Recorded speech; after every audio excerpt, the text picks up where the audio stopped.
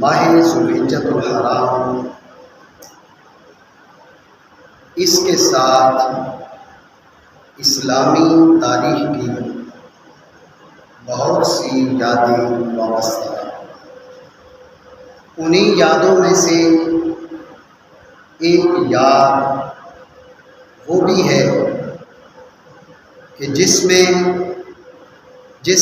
موقع پر اسلام کی حقانیت کا، اسلام کے غلبہ کا وہ اعلان ہوا کہ جس کا مقابلہ قیامت تک کوئی باطل مذہب، کوئی باطل فرقہ، کوئی باطل دین کرنے کی صلاحیت نہیں رکھتا۔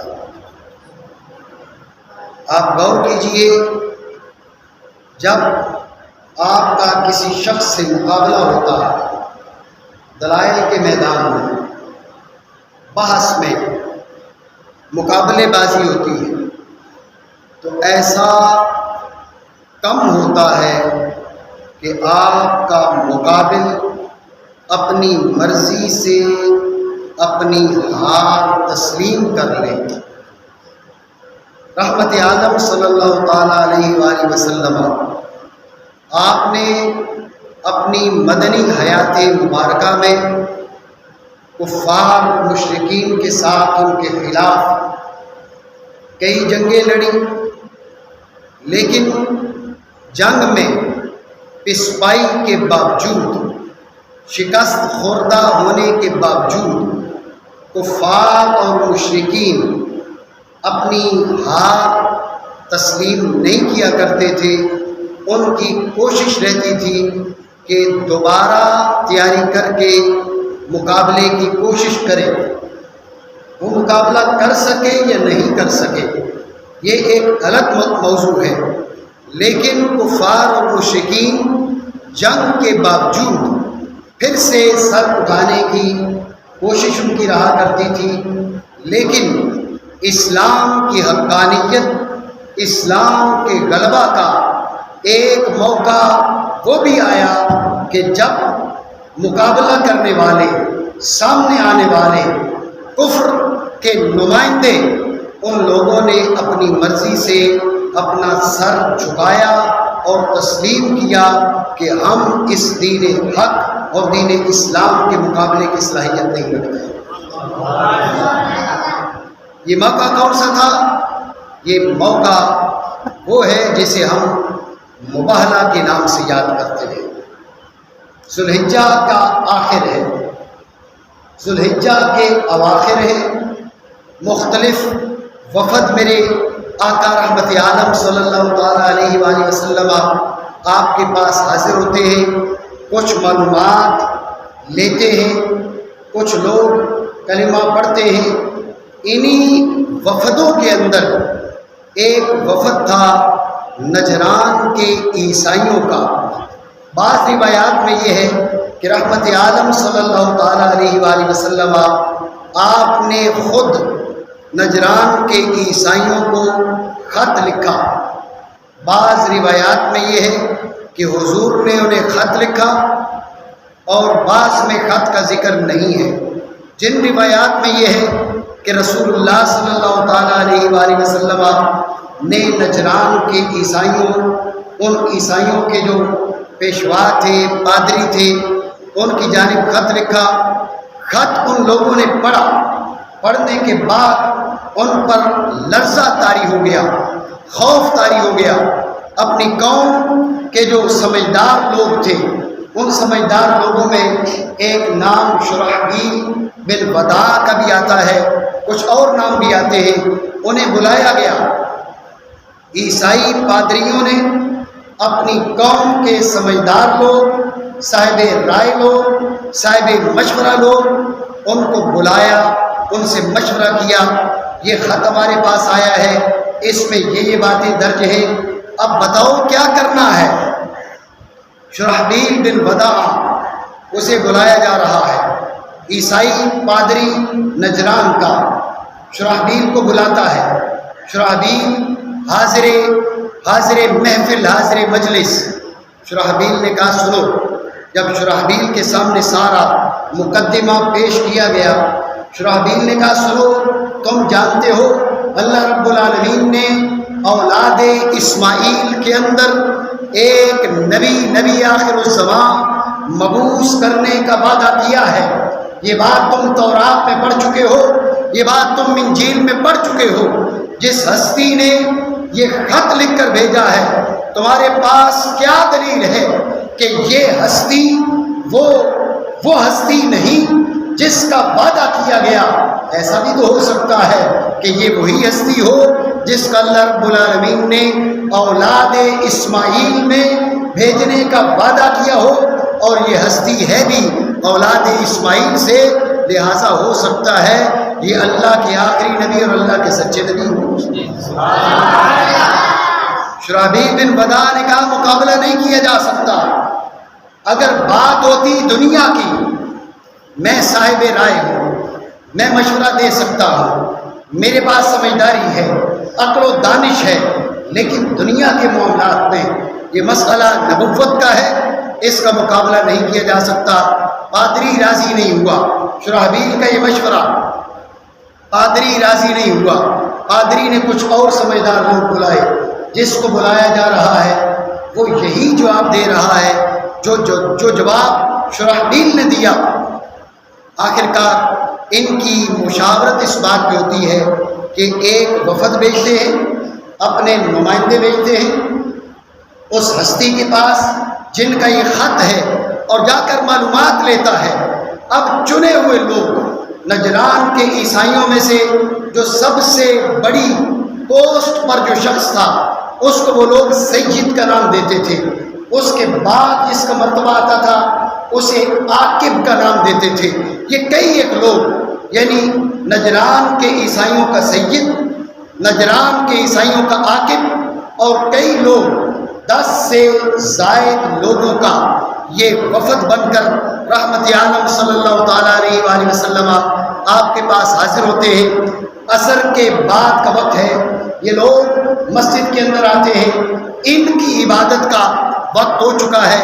مشرق کی جانب چہرہ کر کے مسجد نبوی کے اندر یہ اپنی عبادت شروع کرتے ہیں۔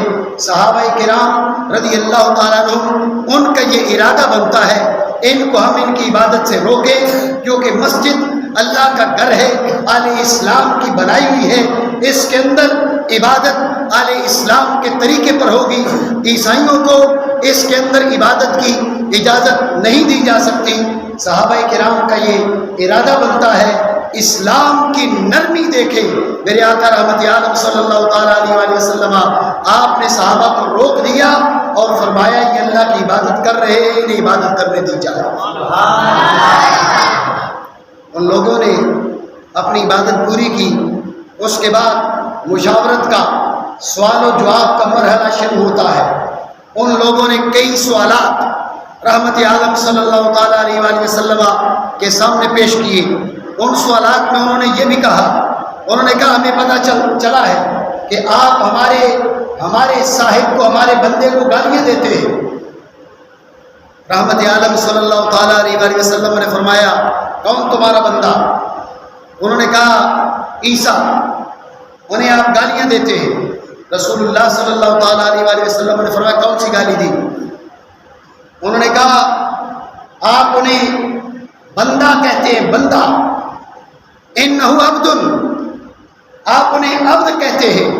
رسول اللہ صلی اللہ تعالیٰ علیہ وآلہ وسلم نے فرمایا کوئی شک نہیں، وہ اللہ کے بندے ہیں، روح اللہ ہے، کلمت اللہ ہے، میں پہلے بھی کہتا تھا اب بھی کہتا ہوں۔ یہ بات ذہن میں رہے، یہ آنے والے عیسائیت کے نمائندے تھے، یہ اس قوم کے عام لوگ نہیں تھے۔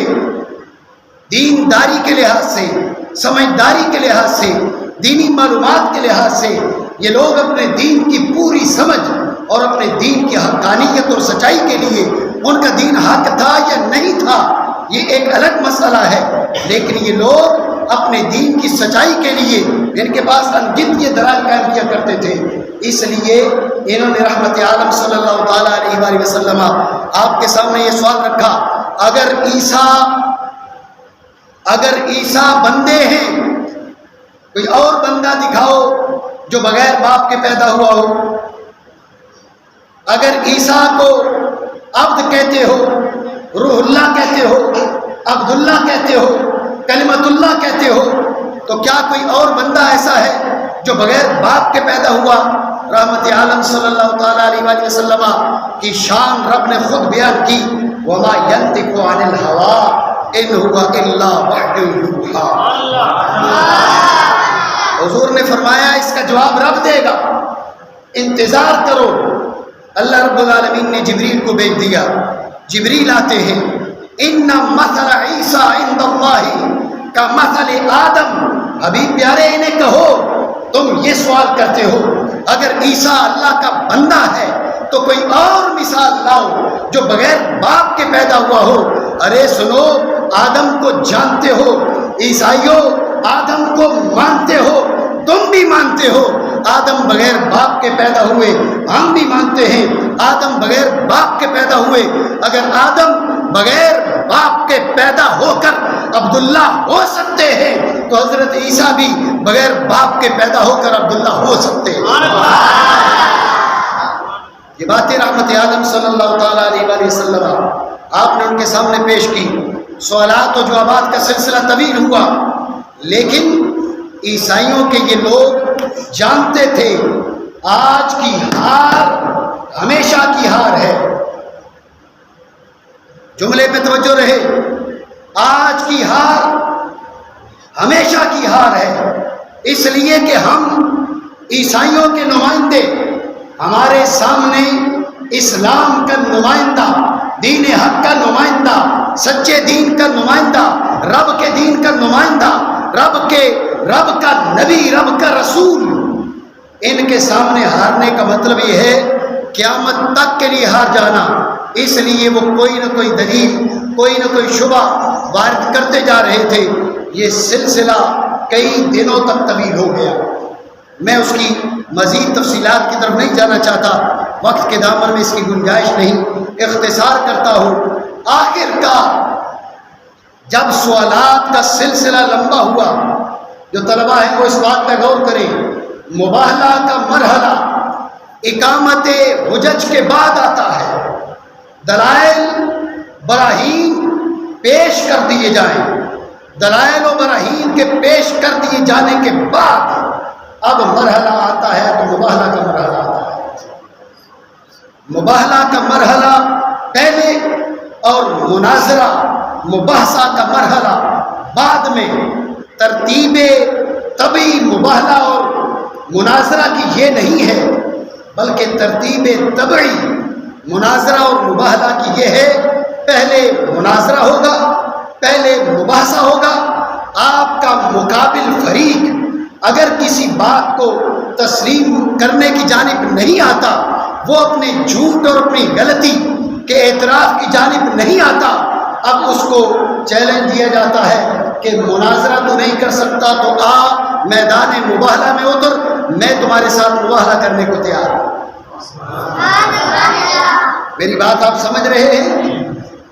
اللہ سبحانہ و تعالیٰ کے نبی رحمت عالم، جان عالم، سرور عالم صلی اللہ تعالیٰ علیہ وآلہ وسلم، آپ نے ہر انداز میں، ہر طریقے سے، ہر طرز میں اسلام کی حقانیت کو واضح کرنے کی کوشش کی۔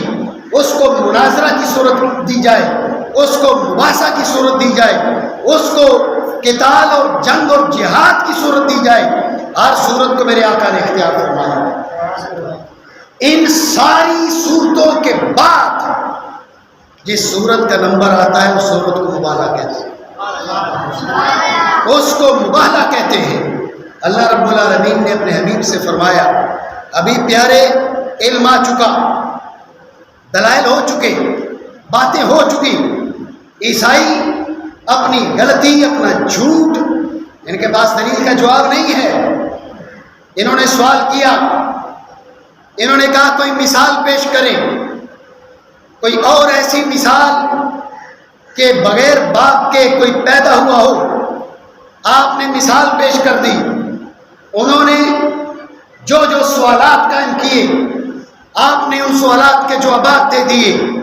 اس کے باوجود وہ لوگ اپنی گمراہی میں، اپنی دلالت میں، اپنی سرکشی میں، اپنی طغیانی میں بھٹک رہے ہیں اور سچ کو تسلیم کرنے کو تیار نہیں ہیں۔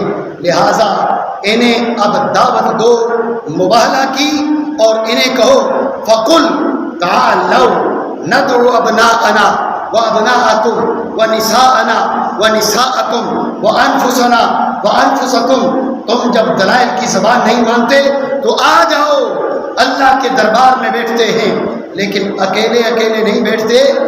غور کیجئے گا، انسان اپنے آپ پر مصیبت برداشت کر لیتا ہے، انسان اپنے آپ کو آگ میں جھونک سکتا ہے، گہری کھائی میں گرا سکتا ہے۔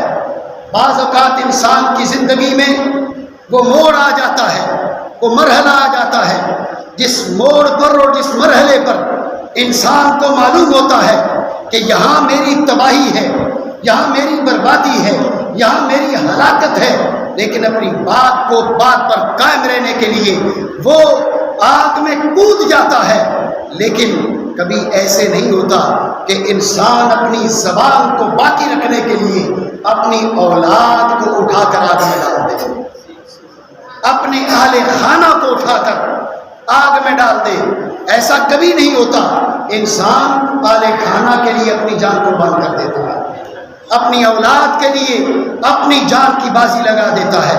تو اسلام نے، قرآن نے مباہلہ کا وہ انداز متعارف کروایا، مباہلہ کا وہ انداز سامنے رکھا کہ جس انداز سے نجران کے عیسائیوں کے پاس بھاگنے کی کوئی راہ باقی نہ رہے، ان کے پاس اپنی غلطی، اپنی دلالت، اپنی گمراہی، اس کو تسلیم کیے بغیر چارہ نہ رہے۔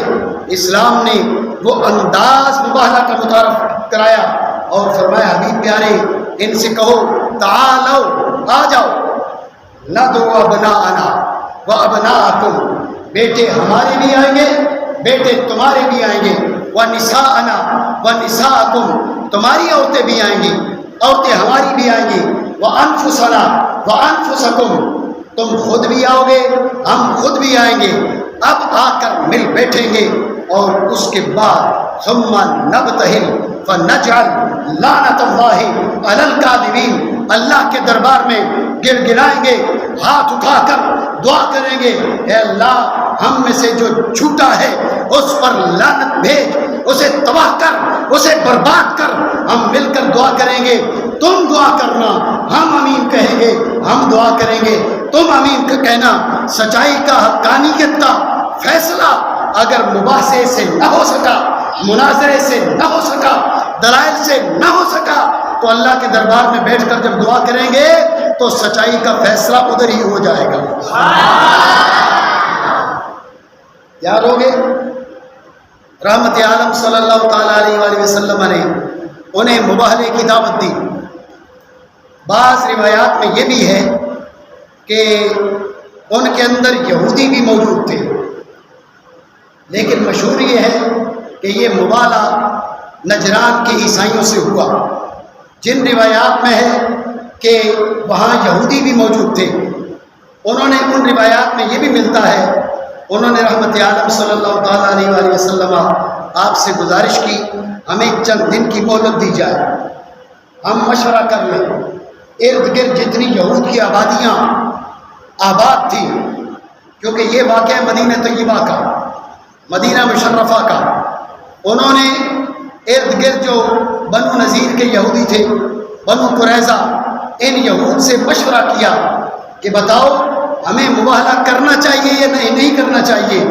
آپ یقین جانیے یہود کو بھی معلوم تھا کہ یہ اللہ کے سچے رسول ہیں، اور عیسائیوں کو بھی معلوم تھا یہ اللہ کے سچے رسول ہیں۔ اللہ رب العالمین نے قرآن عظیم میں اس بات کی تصریح فرمائی ہے، یعرفونہ کما یعرفون ابناءہم، یہ مصطفیٰ کریم کو ایسے پہچانتے ہیں جیسے یہ لوگ اپنی اولاد کو پہچانتے ہیں، اپنے بیٹوں کو پہچانتے ہیں۔ شک نہیں تھا، شک نہیں تھا، التباس نہیں تھا، اشتباہ نہیں تھا، فقط حسد تھا، جلن تھی، دشمنی تھی، بغض تھا، عداوت تھی جس وجہ سے میرے آقا کا کلمہ نہیں پڑھتے تھے، ورنہ یہودی بھی جانتے تھے، عیسائی بھی جانتے تھے کہ یہ اللہ کے سچے رسول ہیں۔ انہوں نے مشورہ کیا ایک جلد کے قبیلوں سے۔ جب قبیلوں سے مشورہ ہو چکا تو ہر قبیلے نے کہا سنو، اللہ کے سچے رسول ہیں، انہوں نے ہاتھ اٹھا دیے تو زمین پر تمہارا نام لینے والا کوئی باقی نہیں رہے۔ مشاورت ہو گئی، اور بعض روایات میں یہ ہے کہ نجران کے عیسائیوں نے کہا آج ہم مباہلہ نہیں کرتے، ہم کل مباہلہ کریں گے۔ رحمت عالم صلی اللہ تعالیٰ علیہ وسلم نے فرمایا ٹھیک ہے، کل مباہلہ کر لیں گے، کل کا انتظار کر لیتے ہیں۔ آپس میں بیٹھ کر ان کی مشاورت ہوئی۔ اگلا دن آیا تو میرے بھائیوں بات قابل غور ہے۔ اگر آپ کے دلوں میں رحمت عالم صلی اللہ تعالیٰ علیہ وسلم کے خاندان پاک کی محبت ہے تو یہ بات آپ کے مشام جان کو معطر کرنے کے لیے کافی ہے۔ یہ وہ موقع ہے، اسی لیے میں پہلے عرض کر رہا تھا مباحثہ کا مرحلہ گزر چکا ہے، مناظرہ کا مرحلہ گزر چکا ہے۔ اب سچائی اور جھوٹ کو پہچاننے کا آخری مرحلہ وہ آ چکا ہے، اور آخری مرحلہ مباہلہ ہوا کرتا ہے۔ یہ سچائی اور جھوٹ، حق اور باطل کو پہچاننے کا آخری مرحلہ ہے۔ مناظرے پہلے، مباحثے پہلے، جنگیں پہلے، جہاد پہلے، مجادلے پہلے، سب سے آخر میں مباہلہ ہے۔ اس مباہلے کا موقع ہے۔ اللہ رب العالمین نے فرمایا حبیب پیارے تمہیں خود آنا پڑے گا، اپنی عورتیں لانا پڑے گی، اپنے بیٹے لانا پڑیں گے۔ تاریخ اور حدیث کی کتابیں اس بات پہ متفق ہیں کہ اس موقع پر رحمت عالم جن کو لے کر آئے، ایک کا نام حسن تھا، ایک کا نام حسین تھا، ایک کا نام سیدہ کائنات تھا، اور ایک کا نام مولا علی مشکل کشا تھا۔ حضرت سیدنا جابر بن عبداللہ رضی اللہ تعالیٰ عنہ آپ فرماتے ہیں اللہ کریم نے فرمایا نَدْعُ أَبْنَاءَنَا وَأَبْنَاءَكُمْ، ابناءنا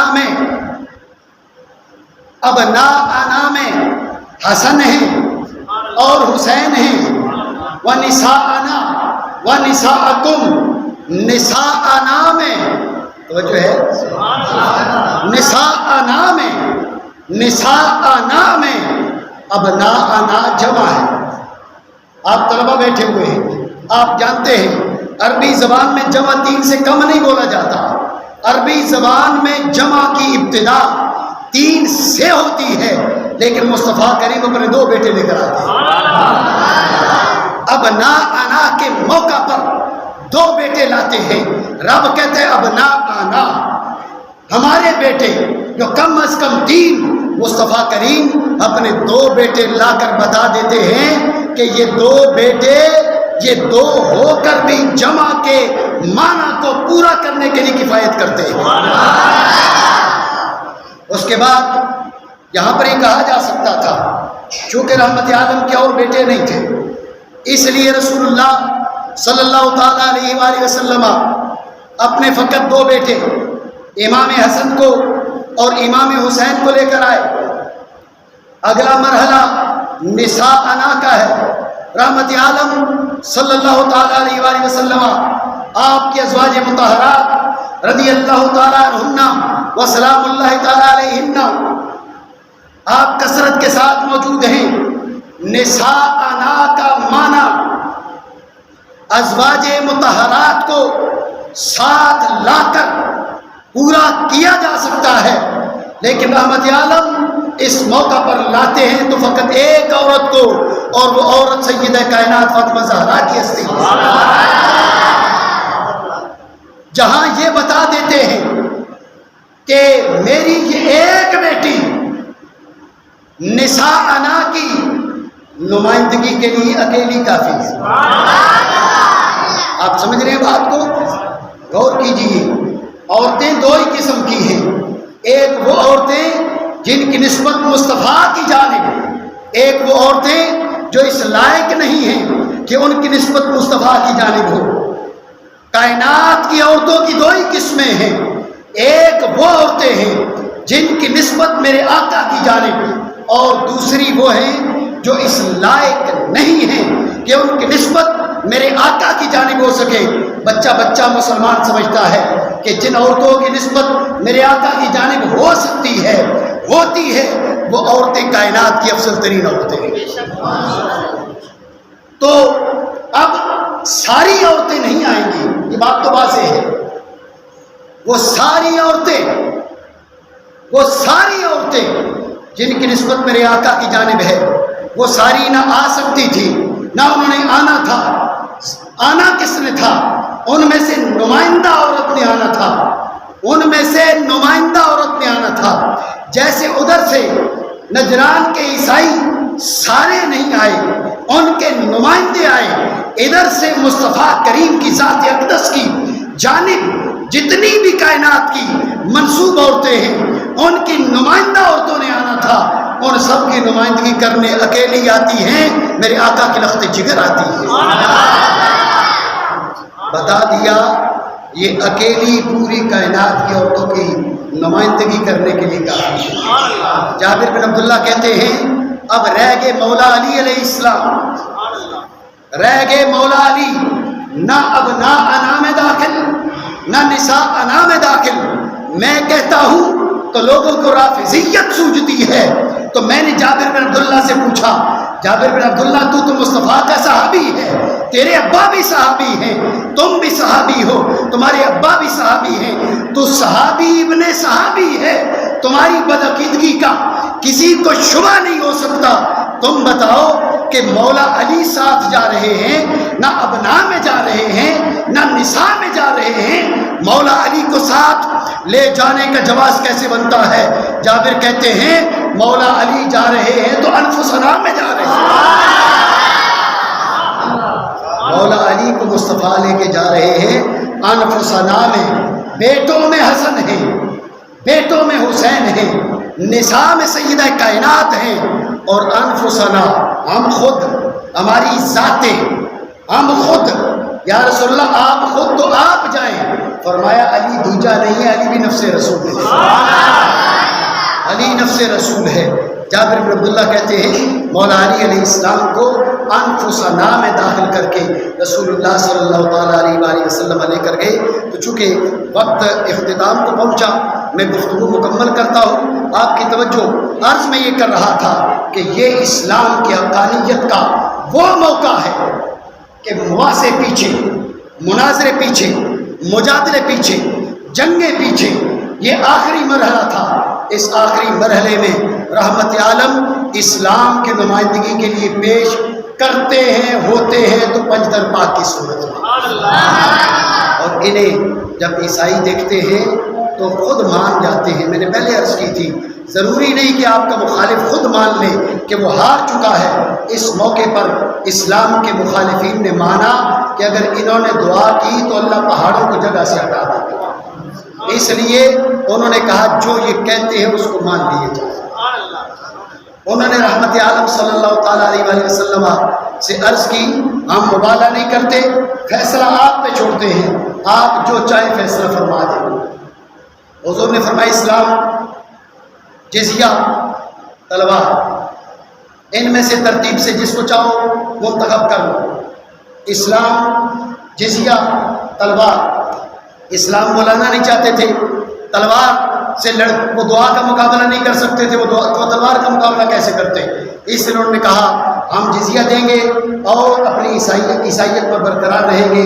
یہ اسلام کی حقانیت کا وہ موقع تھا کہ مخالف نے بھی مانا کہ وہ ہار چکا ہے، اسلام جیت چکا ہے، اور اس موقع پر جن ہستیوں نے اسلام کی نمائندگی کی ان ہستیوں کو مسلمان پنجتن پاک کے نام سے یاد کرتے ہیں۔ اللہ رب العالمین پنجتن پاک کی محبت میں زندہ رکھے، اسی محبت میں مارے۔